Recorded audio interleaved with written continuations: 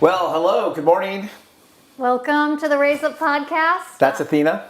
And that's Charlie. Amen. Hey, how's it going, guys? So Athena has some great topics today. So we show Get some up. caffeine out. Yeah, we show up and he's like, man, you're so serious. And, you know, this is one of the great dimensions of our partnership is that really thinking about all of this stuff in an intentional way. And he's like, I want to inject some fun into it. And I'm like, oh my gosh. So you know what she tells me all the time? We have to have more fun in our life. Yes, we have to have more yes. fun. Then we get all serious in it. You know, there's always serious stuff that's going on with us in our company and stuff, but we kind of like to mix it up a little bit too. Just kind of like make it lighter, but it definitely educational, definitely something helpful. Yes. And, you know, it just reminded me of something that happened this morning. I was texting, I'm in like these text groups with these other women. And it reminded me that when we have a surprise that happens, that is what invokes like that laughter piece. So when you will surprise me with something that you'll say, and it'll just be so funny to me, and you're like, what? And I think part of it is because I'm in train brain and I'm thinking about like 10 more steps ahead of wherever I was at. And so it takes me back to presence. You know, I thought about this morning. What I think is interesting is the things that surprise us make us upset. And I think it's twofold. But isn't that fascinating that the same formula that provokes a laugh is also the same formula that can upset you because it was an unintended outcome that you don't like or that you think you don't like until you go through it. I just think in the way it's delivered and what it's about and what the content is. I don't know if it's the same exact delivery tool, but if somebody's telling you something very negative, it's tough to be positive about it. But if somebody's saying something positive or funny or a jest after it, a joke after it, like if you say something kind of crazy, what the hell did you just say? You know, that's like sometimes the woo factor. So anyways. Well, I think that that's a great subject because... Woo-woo? Well, not just woo-hoo. When we are outside of the present moment, it can be a challenge to receive something that is unexpected. And we have the choice to decide how we're going to react to that. Just like we have the choice when the surprise comes. Are we going to file that in, this is a negative thing that I don't want to deal with? Or am I going to laugh about it and go, yeah, let me see what I can do with this. There's been times where I started laughing and you're like, why are you laughing? But I think that that's why. About the crazy model coming out. I think that's why. It's because I've figured out that everything doesn't have to be so serious. And that's been one of the gifts that you've shown me over time is how to unravel that. I think life is serious enough as it is. I mean, then you have to have some balance into it. Sometimes if we can just lighten the load a little bit, it makes it easier on the whole thing. You'll do that to me, and I think I'll do that to you as we're talking to somebody and we're like, what the F? And you're like, okay, hold on, settle down. Let's bring this back to real. You can see everybody's hair starting to go on the back of their neck, you know. So we'll both be the same way. That's why it's a counterbalance. And I tell you that, again, after going some of the Danny stuff that we've been going to, it's just like you kind of see things in a different light now, and it doesn't have to be so crazy and serious. Just as we were talking to one of our mechanics yesterday, would you talk to these drivers about not wrecking stuff? And I'm like, sure. That song has been played 100 times. You know, that's just a repeat. You know, it's on a repeat all the time. But on the other hand, when you have 120 pieces of iron moving around, the likelihood of something happening is going to happen. I mean, it's just as we've gone over 24 years, coming up in our 25th year, we just figure out these things happen. I can yell and scream like I would in the olden days, and what the hell are you doing, and put them in a crummy band, but sometimes it's just out of their control, whatever else happens, or it's in their control, and we just kind of redirect. I always think that there's a way that you can redirect some of this energy. And I have to be redirected all the time because, you know, get on my bad side and bad bandwidth, and it won't go well. But I just look at it and say, is that really what they mean, or what's going on with this, or can I just rewrite the story? It makes such a difference when you're coming from that perspective as opposed to, it's like you have this open piece to receive information, and when you're coming from that other direction, you're completely closed. It's like it's my way or the highway. Sure.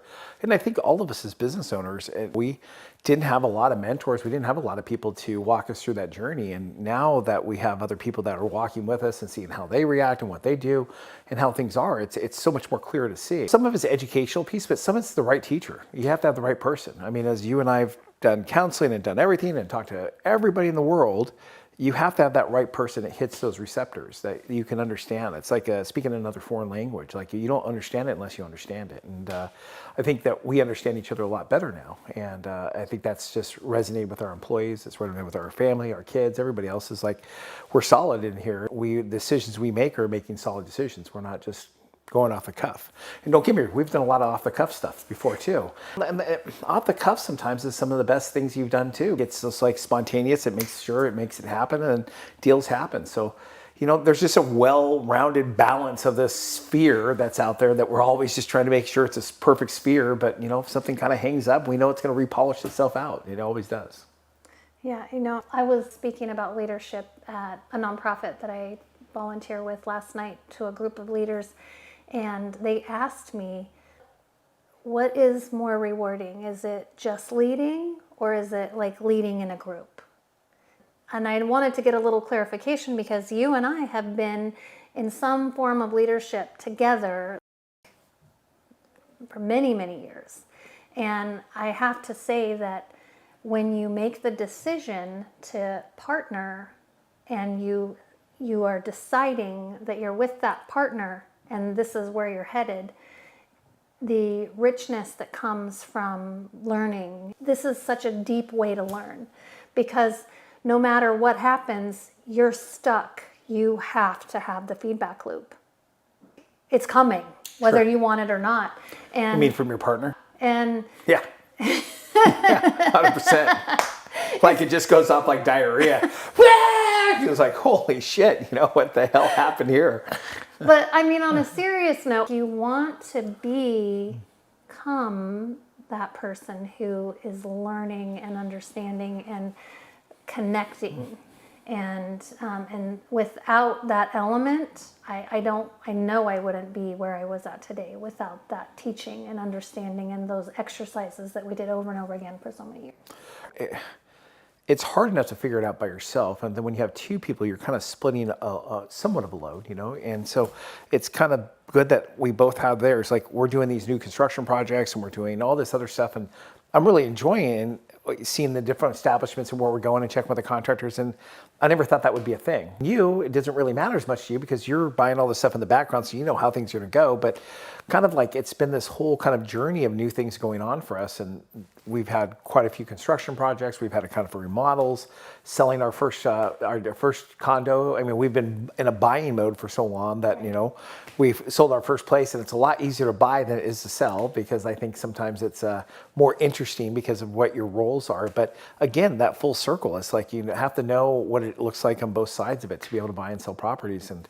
And the same with the business, like, there's a lot of team members that we trust here and that we do, and that we let them have a lot of the reins on it. And then when we see things kind of going there, we kind of ask them a question, why did you make that decision? Why did you do it that way? Because I want to be on the mind frame that they are of like why they made that decision and how they came to that. So I can kind of help them guide through and just saying, hey, I don't think it's a wrong decision or a bad decision. It's just, here's what I would have kind of done on this part. But the final outcome, if it's a good outcome at the end of it, that's great. If we can make it better, always. That's what kind of how we are. I guess getting back to you and our conversation is like we kind of conversate most of everything that we're going to be doing differently on a larger level, like on the small level, Like I didn't even know the lamps showed up today, so we got the lamps, So it just all these different things are coming up as we're doing things, getting ourselves ready for the next step.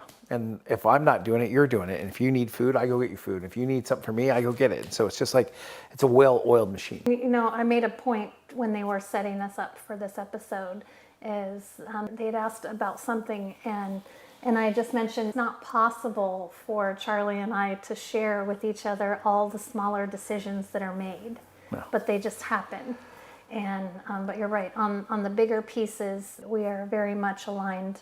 And I remember that didn't always used to be the case. Oh, no. And really, it kind of was a brings me back to that conversation that we had a few weeks ago when I would ask you the question. I literally was coming from a place of curiosity, like you just mentioned, coming from that place of curiosity with your team to understand. And you thought I was messing with you. When I would ask you, can you explain that to me in a different way? I thought you were fucking with me.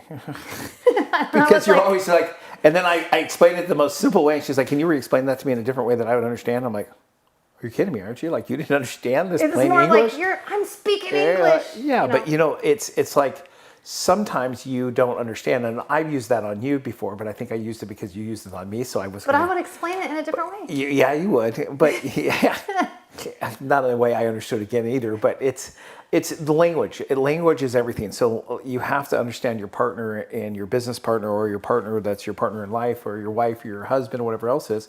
We all don't understand it. We're helping another couple out, each other. We're helping some friends of ours in our inner circle group, and they've been struggling for some different things, and we've been talking to them and walking them through it. And it's so much easier for them to hear it from us because it comes from a safer place. And I think sometimes we got caught in that because we use Bill or Kimberly or somebody else like that. It would be my talk through because we don't understand sometimes each other.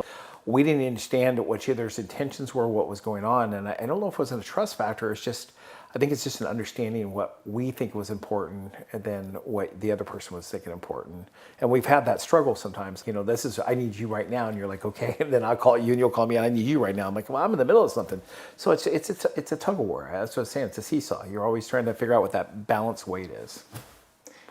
I think that part of it was, part of our struggle earlier on was there was fear underneath it that if I go all in, like I thought I knew what an all-in mindset was when I was younger, but I understand it to be different now. It's kind of like when you decide that you're gonna get married, you really don't have any idea what you're committing to if it's you're 20-something and you're pledging your life. And now I understand better what all in means and it means to me. It's like there's layers to all in.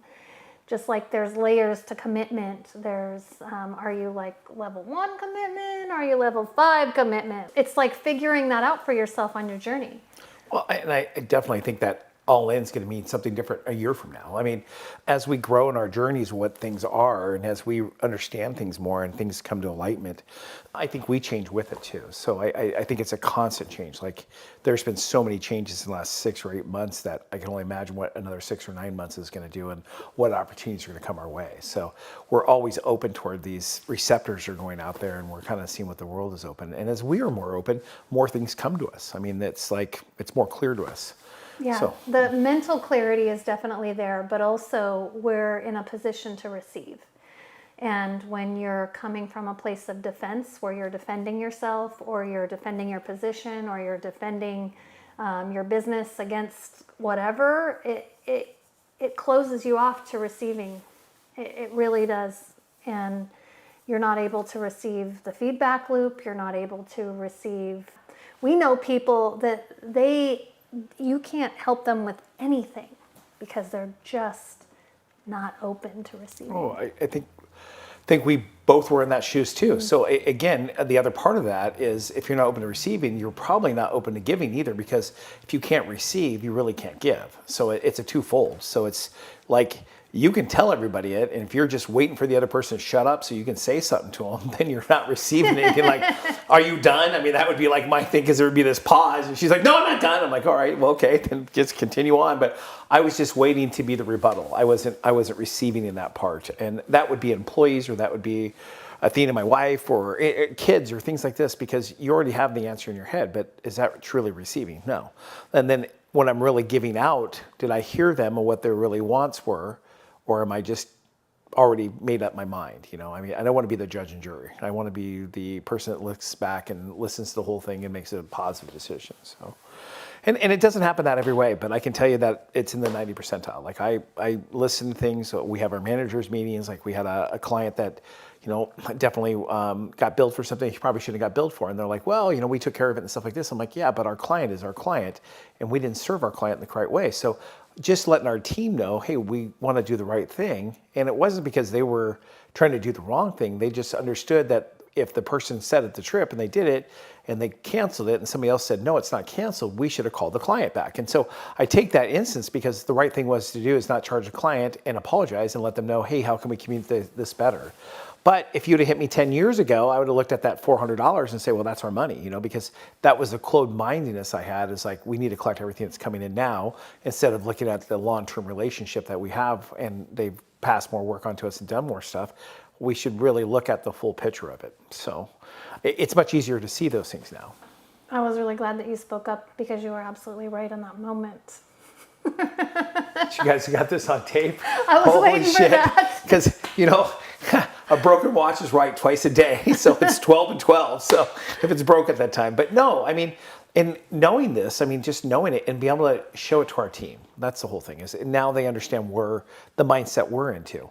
And, it changes all the time. And as you guys as employers out there and business owners and things like this, they're following behind you. Your troops are your troops, and your good ones are going to follow behind you. But, let them question you. Let them ask you some questions once in a while. Let them, kind of challenge what's going on once in a while. It can't be everything, but if they see something that just doesn't seem right, let them ask you about what those questions are and really be Present when you're answering. Yeah, because you know what? It's important for them to understand. Sometimes, when we did some surveys, like money wasn't the top thing that was in there. They really wanted to be heard. They wanted to talk about what's going on. And we see more and more of that. And we see people are like, hey, I don't understand why you're not doing this. And I'm like, listen, if you guys knew the backstory of really how much time we put into this, we don't make you privy to all this stuff, but there is counseling, there's coaching, there's things that we talk about. We talk about the safety aspects of opening doors in windy days. There is a lot that we talk about. A lot of other people don't understand what we're doing, but there's a lot of intentionality in what we say and what we do to our employees and to our friends too. Advice that we do. That's important. We get called everything for where somebody can get their transmission to do it, to where is a good masseuse, where is where do I go to a good place to stay in Hawaii. There's just always, because we're always traveling, doing things, and people think we have all these great answers, and most of the time we have some pretty good ones, and we're willing to share that with people. So I would agree. We're willing.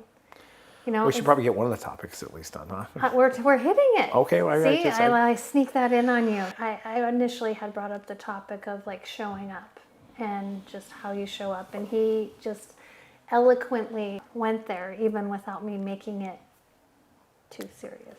There's always a time to be serious in this thing, but the object for this is for you guys to enjoy the podcast, look at, get your nuggets out of it, and then share it with some friends or share it with somebody else that they can do, because the whole object of this is spending a couple hours a week doing this is really to tell our story and what's going on and how can this story help other people. And I can tell you how many people have seen it and they just really talked about it. And then we've had some more serious podcasts, and we've had some more funny ones, and we've had some personal things have hit us, and it's just who we are.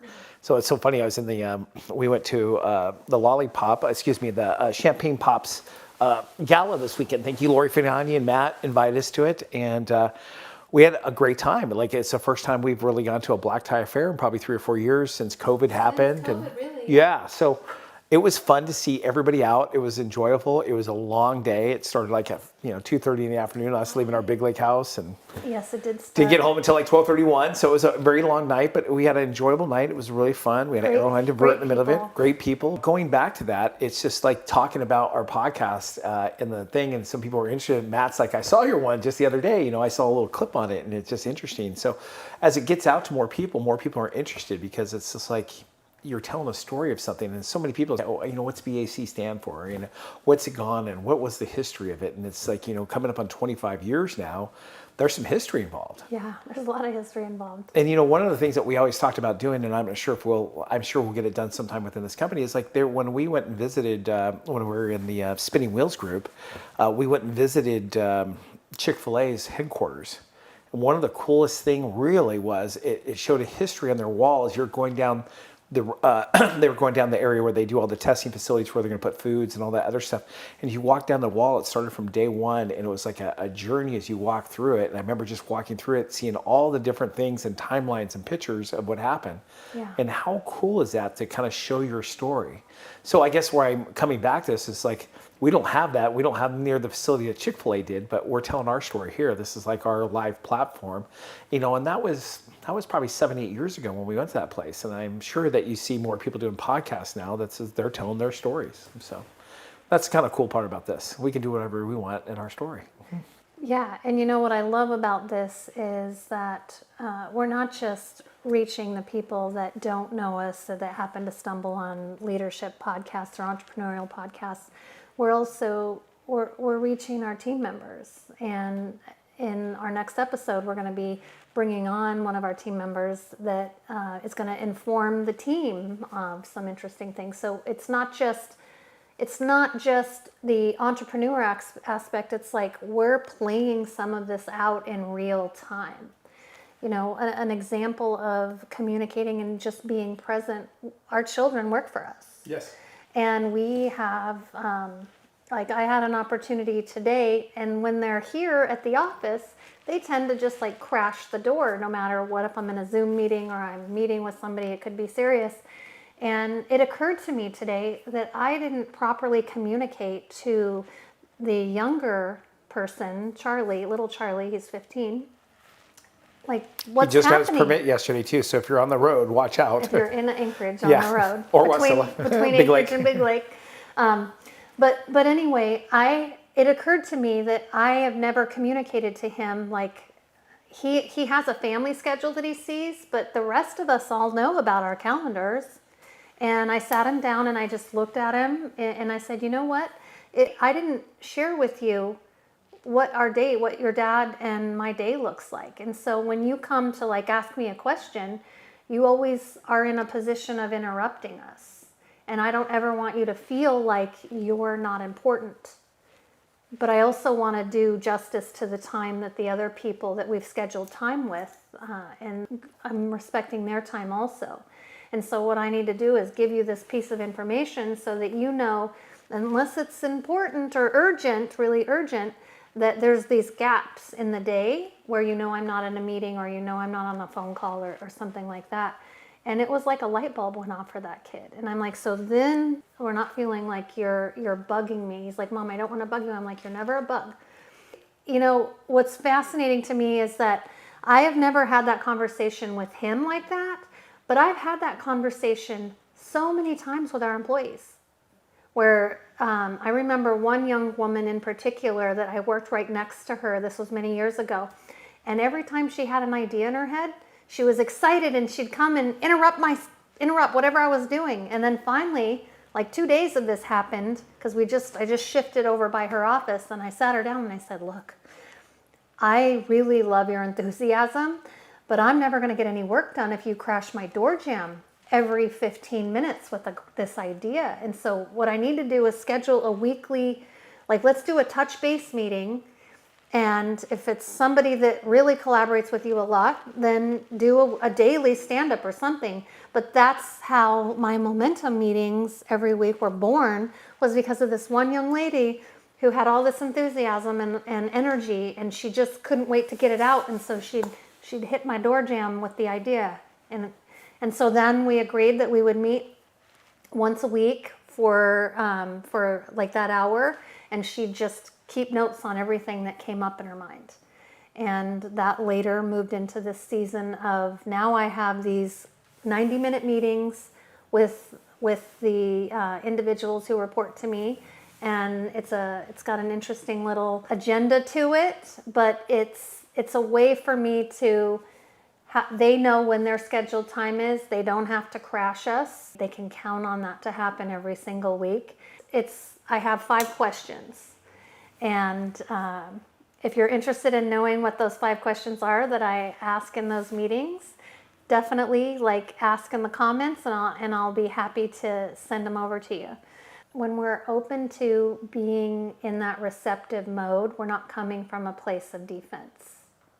And you can see the people that you feel the energy that they're able to receive because you want to move towards them. And then the people that you don't feel that energy, you tend to move away from. You go somewhere else. You get far away, you know what I mean? Sure. For sure. I was going on a tangent. She's on a roll. Well, anyways, guys, this is our time on this one that we have, and we just wanted to get with you guys and let you guys know, and definitely look us up on raiseupmindset.com. That's it. Thank you, guys. We'll see you next one. Bye. Thanks again for joining us on the Raise Up podcast. You can find us at raiseupmindset.com. Our socials link there so you can get anything that you need from Instagram, Facebook, our shorts. You can download the podcast straight from the website. If you're listening on another platform, please subscribe, share. We're just getting the word out on really the encouragement and propelling the entrepreneurial movement in our communities. Thanks again for listening. We've got something special at the end of our episodes now, where it's called the Raise Up Response. This is just a sheet that if you want to dive deeper, it's got questions, it's got takeaways from the podcast. Click the link below and you can request it. It'll take you to our website and find it in your inbox. Thanks again. Bye-bye.